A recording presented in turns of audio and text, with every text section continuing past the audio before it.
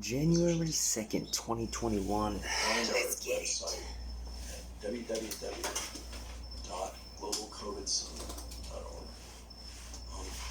We are gobsmacked about what's going on. And we are shut down, censored, demeaned, fill in the blank, all over the world. And over a period of 2 years, the world's completely changed in that regard. And they're taking our licenses and license to practice medicine because we are speaking about these matters. And you can label me however you want to label me. I don't care. I've done what I've done in my career. I'm at a stage at 62 years old. I've got a farm that's almost paid off. I raise horses. I love my wife. I've been married a long time. My kids are both married. I got grandkids. I don't need this. There's this claim I'm doing all this because I seek attention. Trust me, this is not a fun thing to be doing at this stage. Physicians at FLCCC in senior positions, highly, like Peter McCullough, people at the culmination of exceptional careers. Paul Merrick, an exceptional physician by any standards, run out of his hospital, demeaned, destroyed, actively attacked, trying to take his license. This medicine is being destroyed globally. People are losing faith in the whole system. They're losing faith in the scientific enterprise. They're losing faith in our government. They're losing faith in the vaccine enterprise. What is going to be the long-term consequences of public health when you have a large fraction of the population who wasn't anti-vaxxer, that pejorative, before, that are now saying, oh my God, if this is how these people make decisions, I don't want anything to do with it. I certainly don't want to jab into my kid. Well, that's one of the more disturbing things, the opposite of that is one of the more disturbing things about this pandemic is how people have just decided, because they're scared and because they want a solution, that the pharmaceutical companies have their best interests at heart and that they're not these machines that are designed to make money. And they sell drugs, and the drugs are often beneficial, but their main goal is to make money. And if they can fudge the data, if they can move the numbers around, if they can delete negative consequences. Pfizer is one of the most criminal pharmaceutical organizations in the world based on their past history and fines. What do those fines include? Bribing physicians. Okay? It is a cost-benefit analysis in the pharmaceutical industry about misbehavior. They are not grounded in the ethical principles that you and I, as average people, believe in. They don't live in that world. As you appropriately point out, they are about profit, return on investment. And furthermore, the overlords that own them, BlackRock, Vanguard, State Street, etc., these large, massive funds that are completely decoupled from nation states, have no moral core. They have no moral purpose. Their only purpose is return on investment. And that is the core problem here. That and the fact that we as a society have become grossly fragmented through social media, electronic appliances, the stress of what we've experienced. And this leads into this whole issue of masturbation psychosis that Matthias Desmet at the University of Kent has promoted. That for many of us, Matthias, a psychologist and a statistician, combination, became made public. A lot of us, as we listened to Matthias, we said, oh, that makes sense. That was like the brain, what happened when I encountered the Trusted News Initiative. I said, oh, I don't know if you saw the Brett Weinstein podcast with me and Steve Hirsch, where that lit this whole fire. Brett ends with basically the question, if you listen to the long version, of how does this happen? How do we have this emergent phenomenon? The how question, right? And behind the how question is the why question. The how question of a third of the population basically being hypnotized and totally wrapped up in whatever Tony Fauci and mainstream media feeds them. Whatever CNN tells them is true. Let me illustrate that. The other day I was looking through New York Times recent articles about Omicron and pediatrics in preparation for this, for making some slideshows. And I saw this headline in the New York Times. An epidemiologist and a vaccinologist, and the title was, How You Should Think About Children in Omicron. It was blatantly saying, this is how you should think. We're going to tell you how to think, okay? People kind of got to get that in their head.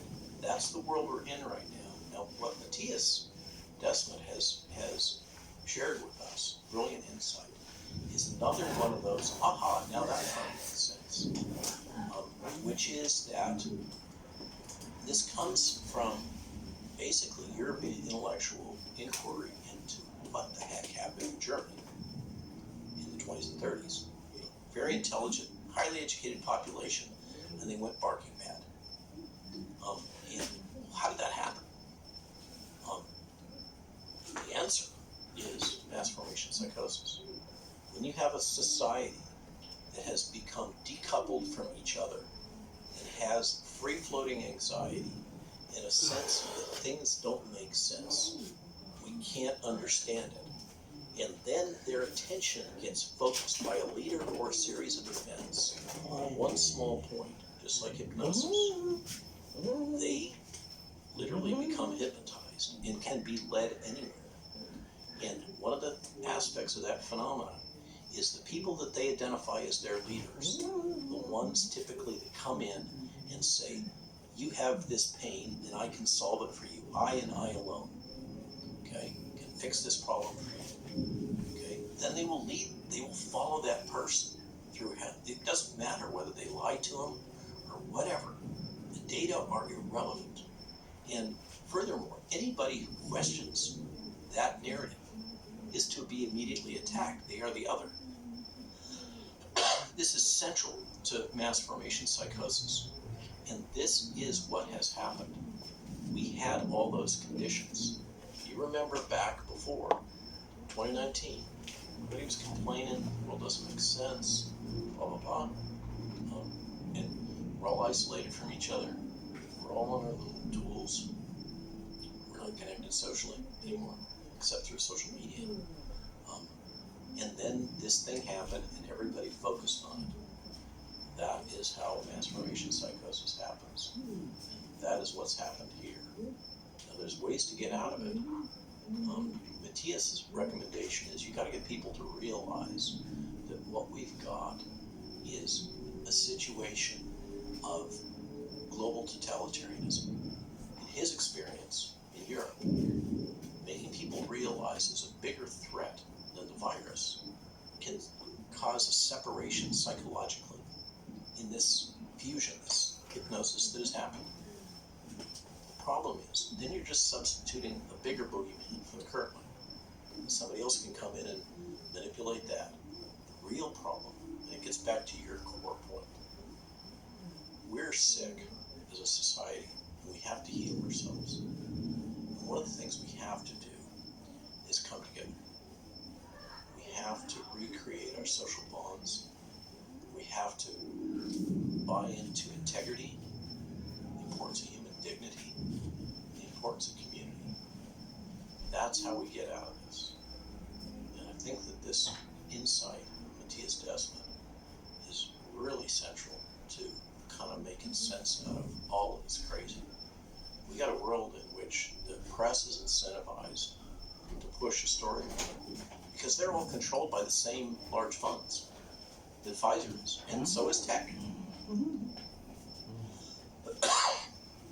don't know how we're going to get out of it, but it's got to start with us, all of us, finding common ground. I think one way we're going to get out of it is by realizing what it is. And by the way you just explained it, and the way Peter McCullough explained it when he was on the podcast as well, this mass formation psychosis that we're currently experiencing. Most people are unaware that's even happening. All these events take place, and it's this perfect storm of the social media aspect of it, the fact that we are disconnected, the COVID, the separation, the isolation from society, the lockdowns, also coming off of the 4 years of Trump, where we're so polarized politically, and it's become very, not just common, but accepted to other people, to point at those, the others, whether it's the Republicans or the Democrats or the Independents, whatever you choose or the unvaccinated. Or the unvaccinated. That was what I was going to get to.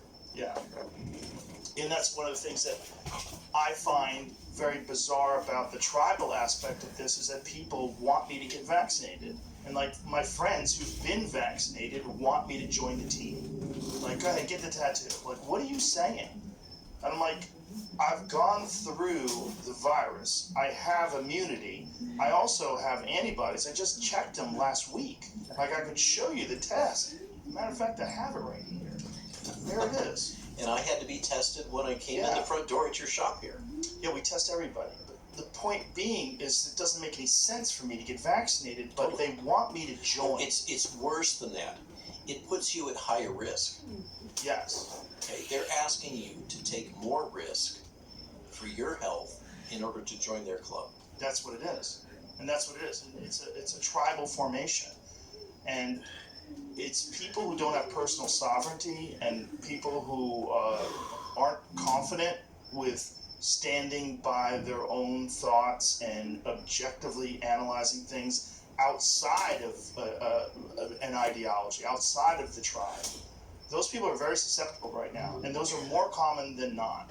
So, Joe, again, this is not me buttering you up, but this is why you're providing such a service to your country and to humanity, because you're one of the few voices that has an audience that is not Democrat or Republican or black or white or vaccinated or unvaccinated, all these dipoles that would create our mission.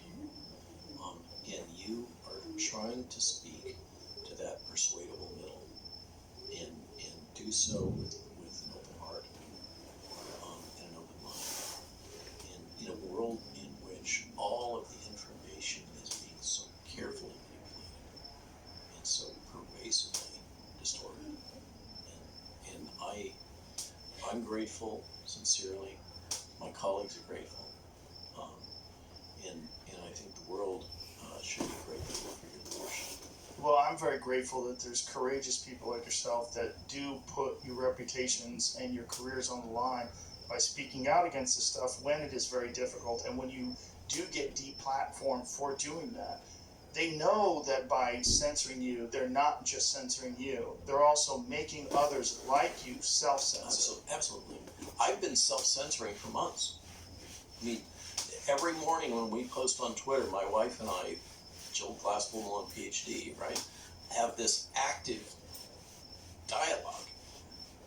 Can we post this? Not, how do we say this so we're not going to get deplatformed? Blah, blah, blah, blah, blah. We're constantly self-censoring. And it's crazy because you're self-censoring about your area of expertise, which is insane because the people who are censoring you don't have any education in it.